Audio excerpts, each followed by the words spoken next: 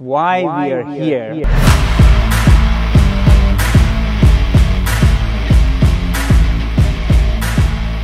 11वां दिन खत्म हो रहा है, 12वां दिन खत्म हो रहा है। Today it's my 19th day. आज मेरा 21वां दिन पेंशन खत्म हो रहा है। भारत माता की। नमस्कार, मी संजय आवटे. कारण राजकारण या विशेष कार्यक्रमात तुमचं पुन्हा एकदा स्वागत. आमिर खानचा 3 इडियट्स पाहिलाय ना, त्यातला रॅन्चो. हा जो रॅन्चो आहे तो रॅन्चो एकदम असा पेटलाय अचानकपणे. खरं म्हणजे बर्फ आहे सगळीकडे.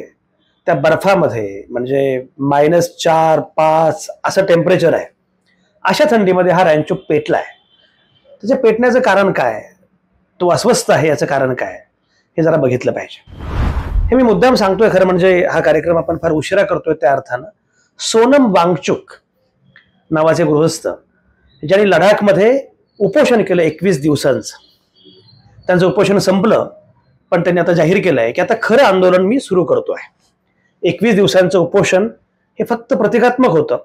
पण प्रतिकात्मक म्हणजे 21 दिवस त्या थंडीमध्ये -4, -5 असं टेम्परेचर, समुद्र सपाटीपासून 3500 उंचीवर हा माणूस उपोषणाला बसला होता. 21 दिवस अन्न नाही, काही नाही, अशा प्रकारचं उपोषण त्या माणसानं केलं. एवढं सगळं सुरू होतं. प्रकृती खालावली म्हणजे सोनम वांगचुक जातील की काय असा प्रश्न लोकांना पडला होता. अशी काळजी होती. एवढं सगळं घडलं तरी सुद्धा पाण्यावर तरंग नाही, कोणाला काही वाटलं नाही, यंत्रणेनं दखल घेतली नाही. 21 दिवस झाले, उपोषण थांबलं. आता सोनम वांगचुक यांनी जाहीर केलेलं आहे की आता खरं आंदोलन यापुढे सुरू होत आहे. आणि हे आंदोलन मी एकटा नाही करणार. हे आंदोलन इथल्या प्रामुख्याने महिला करतील, मुली करतील, तरुण करतील. त्यांच्या हातामध्ये आता हा संघर्ष असणार आहे. जेव्हा ही मागणी त्यांनी पुढे रेटली तेव्हा जे आंदोलन झालं पहिल्यांदा, त्या पहिल्या आंदोलनामध्ये लडाखमध्ये 30,000 स्त्री पुरुष तरुण सगळे होते. 30,000.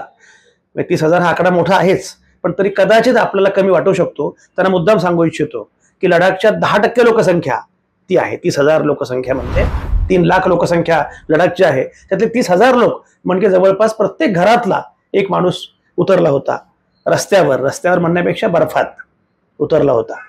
एवढं मोठं आंदोलन नक्की काय घडलं होतं, काय घडतं आहे ते सांगण्यापूर्वी थोडा जरा तपशील सांगतो.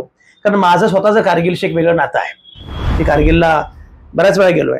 मागच्या वेळी जरा गेलो त्याला, तेव्हा 2019 मध्ये मी गेलो होतो. तेव्हा वातावरण फार वेगळं होतं.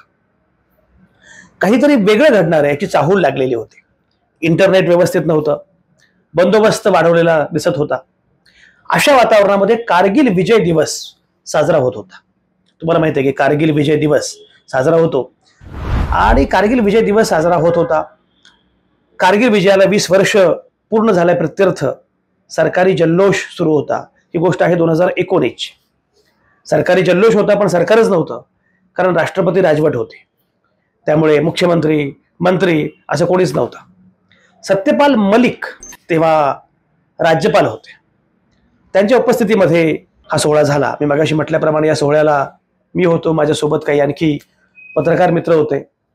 आणि प्रामुख्यानं टुरिझम मधली काही मंडळी होती, पर्यटन व्यवसायामधली मंडळी जास्त होती. लडाखमध्ये पर्यटन कसं वाढवता येईल हा मुख्य विषय होता. आणि इतके दिवस लडाख आता बंद होतं, आता ते आपल्याला जगासाठी खुलं करायचं आहे अशा गर्जना होत होत्या.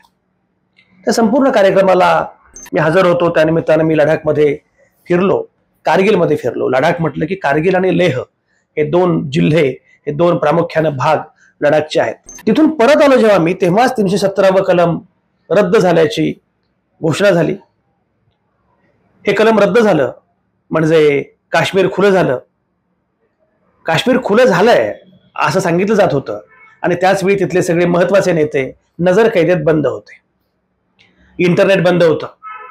तेव्हाचे राज्यपाल आता म्हणतायत सत्यपाल मलिक, आणि ते बरंच काही बोलतायत, आता वेगळं बोलतायत. ते म्हणतात की हे सगळं होत होतं, 317वं कलम रद्द होत होतं, याची मला कल्पना पण नव्हती, माझ्या गावी पण नव्हतं. ज्या राज्यामध्ये विधानसभा नाही, ज्या राज्यामध्ये लोकनियुक्त सरकार नाही, ज्या राज्यामध्ये माध्यमं बोलत नव्हती, इंटरनेट बंद होतं, राष्ट्रपती राजवट लागू होती, त्या राज्यामध्ये त्या राज्याच्या भवितव्याचा एवढा मोठा फैसला परस्पर केला गेला. ते कलम रद्द करणं योग्य की अयोग्य हा नंतरचा मुद्दा आहे. 317व कलम रद्द करण्याबद्दल वेगवेगळ्या अंगांनी बोलता येणं शक्य आहे, पण महत्वाचा मुद्दा असा की 317व कलम रद्द होत असताना, काश्मीरचे 2 विभाग केले जात असताना, काश्मीरची 2 राज्य केली जात असताना, काश्मीरमधल्या सरकारला, काश्मीरमधल्या नेत्यांना, काश्मीरमधल्या जनतेला विचारलंही गेलं नाही. हा त्यातला महत्वाचा मुद्दा होता. पण एक सांगतो, मी तो परिसर खूप फिरलो, छान, एकदा नाही दोनदा बऱ्याच वेळा फिरलोय. हा परिसर कमाल देखणा आहे. कारगिल म्हटलं की आपल्याला आठवतं भारत पाकिस्तान युद्ध आणि भारताचा विजय हे आपल्याला ठाऊक असतं. तिथे गेल्यावर मात्र त्याच्या पलीकडची माणसं दिसतात, माणसं समजतात. भारताच्या सीमा सुरक्षित ठेवतात ते जवान, हे खरंच आहे, पण तेवढेच महत्वाचे असतात इथले स्थानिक नागरिक सुद्धा. भटकताना डोंगराच्या कुशीत एक शाळा दिसली. फार गोड शाळा होती. कारगिल आहेच गोड. फार छान शाळा होती, चिमुकली टुमदार शाळा. तिथे गेलो. चिमुकल्या मुली प्रार्थना म्हणत होत्या. त्या मुली पण तेवढ्याच गोड होत्या. त्यांची भाषा मला कळत नव्हती, पण प्रार्थना कानांना फार छान वाटत होती. मी विचारलं, मग मला समजलं की ही पुर्गी भाषा आहे. पुर्गी भाषेतली ती प्रार्थना त्या मुली म्हणत होत्या. मी ऐकत होतो आणि मग मी विचारलं की याचा अर्थ काय. आणि मला कळालं की जगातलं सगळं दुःख जाऊ दे, सगळ्यांना हवं ते मिळू दे, माझ्या देशासाठी, मानवी कल्याणासाठी माझे प्राण जाऊ दे. मी म्हटलं, अरे हे तर पसायदान आहे ज्ञानेश्वरांचं. पुर्गी भाषेतलं पसायदान तिथे मी ऐकलं. मला फार छान वाटलं. एका चिमुरटीने मी विचारलं, तुला कारगिलचं युद्ध माहिती आहे का? तेव्हा त्या शिक्षिका म्हणाल्या मला, अहो तुम्हाला कल्पना आहे का, कारगिलच्या युद्धाच्या वेळीच ही शाळा उद्ध्वस्त झाली, बेचिराग झाली त्या युद्धामध्ये. त्यामुळे आत्ता जी शाळा आहे ही नवी शाळा आहे, इमारत नवी आहे. ते जुनी इमारत बेचिराग झाली, उद्ध्वस्त झाली. पण तेवढ्यात एक थोडी मोठी असणारी मुलगी मला म्हणाली, तुम्हाला कारगिल म्हटलं की युद्ध सुचतं ना? अहो कारगिलमध्ये बुद्ध पण आहे, तुम्ही बुद्ध पाहिलाय का? आणि मग मी कारगिलमध्ये जरा भटकलो. मला कारगिलमध्ये बुद्ध मूर्ती दिसल्या. बामियानंतर बुद्धाच्या एवढ्या छान मोठ्या मूर्तीने, प्राचीन मूर्ती तुम्हाला अन्यत्र कुठे दिसणार नाहीत. असं कारगिल, असं लडाख. भारताच्या सीमांचं रक्षण करणारा लडाखी माणूस हा आहे चिवट. देशावर प्रचंड प्रेम, देशासाठी मारायला सज्ज असणारा आणि त्याचवेळी बुद्धाच्या वाटेनं जाणारा शांत, सहिष्णू, निर्लेप असा लडाखी माणूस आहे. 317व कलम रद्द झालं आणि जम्मू काश्मीर, लडाख असे 2 केंद्रशासित प्रदेश झाले. एक जम्मू काश्मीर, दुसरा लडाख. त्यांना संपूर्ण राज्याचा दर्जा देऊ असं सांगितलं फक्त गेलं, पण प्रत्यक्षात तसं काही घडलं नाही. हे दोनही केंद्रशासित प्रदेश आहेत, त्यांना संपूर्ण राज्याचा दर्जा लवकर द्या असं सर्वोच्च न्यायालयानं केंद्र सरकारला बजावलं, तरी सुद्धा अद्यापही लडाखला पूर्ण राज्याचा दर्जा नाही मिळालेला. मी मगाशी सांगितलं तिकडे परत येतो. आता लडाखमधले नागरिक रस्त्यावर बर्फात उतरलेले आहेत. आम्हाला पूर्ण राज्याचा दर्जा केव्हा देणार हा त्यांचा प्रश्न आहे. केंद्रातनं सगळा कारभार चालतो, आमचं राज्य येणार कधी?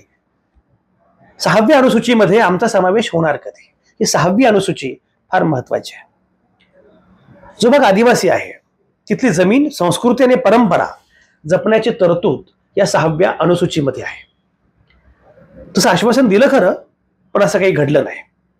एक तर लडाख झालं केंद्रशासित, शिवाय लडाखमध्ये दिल्ली किंवा पॉंडिचेरी या अन्य केंद्रशासित प्रदेशाप्रमाणे विधानसभा नाही, आमदार नाहीत, खासदार एकच. पूर्ण लडाखमध्ये खासदार एकच. लेह आणि कारगिल दोन्हीसाठी खासदार एकच. 6व्या अनुसूचीची कवच कुंडलं अर्थातच नाहीयेत.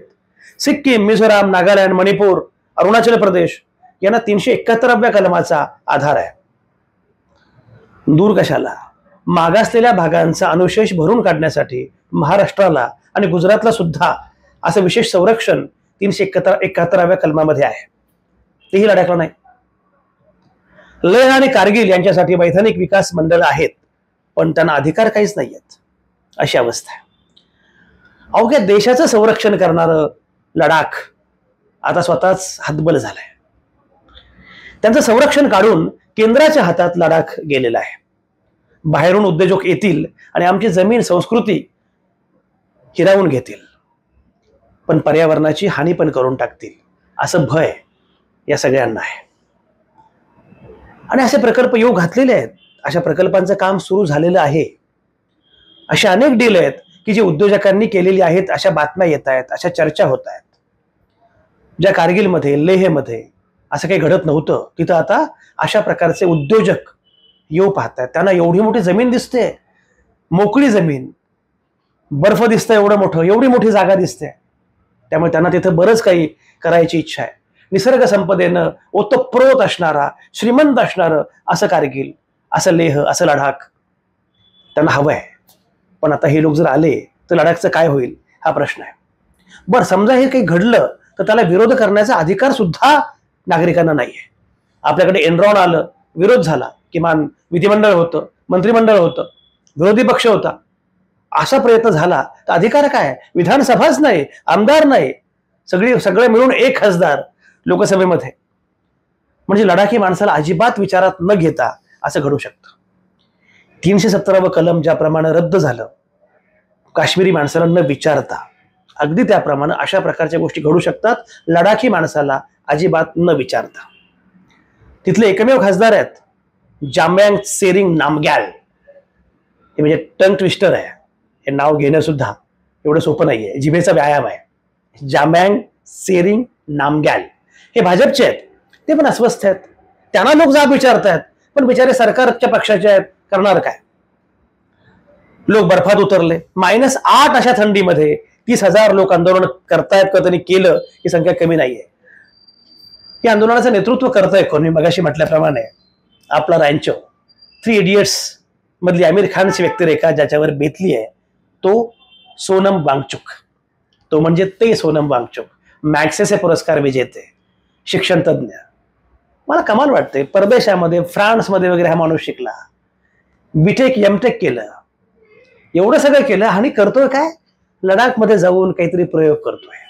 तिथल्या मुलांसाठी, तिथल्या सर्वसामान्य पोरांसाठी, तरुणांसाठी शिक्षण विषयक, विज्ञान विषयक वेगळे प्रयोग हा माणूस करतोय. सगळं सोडून तुम्ही कल्पना करा, म्हणजे सोनम वांगचुक या माणसानं स्वतःला बाजारात उभं केलं तर तो अक्षरशः अब्जावधी रुपये कमावेल. पण कुठेही कुठलंही पॅकेज कुठेही न जाता या पोरापोरींसाठी, लडाखी माणसांसाठी हा माणूस काम करतोय. आणि आज सोनम वांगचुक बर्फात उतरले, त्याचं मुख्य कारण हे की माझं लडाख संपत चाललंय, माझं लडाख तुम्ही संपवाल, लडाखचं पर्यावरण संपवाल, लडाखला पूर्ण राज्याचा दर्जा तुम्ही दिला नाही, लडाखला 6व्या अनुसूचीचं संरक्षण दिलं नाही, लडाखला विधानसभा दिली नाही, लडाखला 2 खासदार नाही दिले, तर लडाखी माणूस असाच बर्फामध्ये गाडला जाईल, लडाख संपून जाईल, लडाखच्या पर्यावरणाची हानी होईल. म्हणून त्यांनी आंदोलन सुरू केलं. तब्येत ढासळली, 21 दिवस तरीही पूर्ण केले.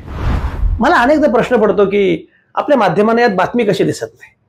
कळवळा सोडा, पण यात किती छान बातमी मूल्य आहे, न्यूज व्हॅल्यू किती आहे, व्हिज्युअल्स आहेत. गुवाहाटीपेक्षा नक्कीच जास्त व्हिज्युअल्स आहेत. लडाखच्या बर्फाळ प्रदेशात समुद्र सपाटीपासून 3,500 मीटर उंचीवर माणसं आंदोलन करतायत. व्हिज्युअली किती स्टोरी आहे याच्यामध्ये. आणि बरं, एक लक्षात घ्या, आणखी सगळ्यात महत्वाची गोष्ट, हे ठिकाण केवळ निसर्गरम्य, निसर्ग संपदा, पर्यावरण एवढंच नाहीये, भूराजकीय दृष्ट्या हे अत्यंत संवेदनशील ठिकाण आहे. कारण शेजारी पाकिस्तान आहे, तिकडे चीन पण आहे. पाकिस्तान आणि चीन यांच्या सीमेवर असणारं असं हे लडाख आहे. बरं, उपोषण करणारा सेलिब्रिटी आहे, एवढं असूनही बातमी कशी होत नाही हे मला कळत नाही. आता सोनम वांगचुक म्हणाले माझं उपोषण संपलंय, आता आंदोलन सुरू होत आहे.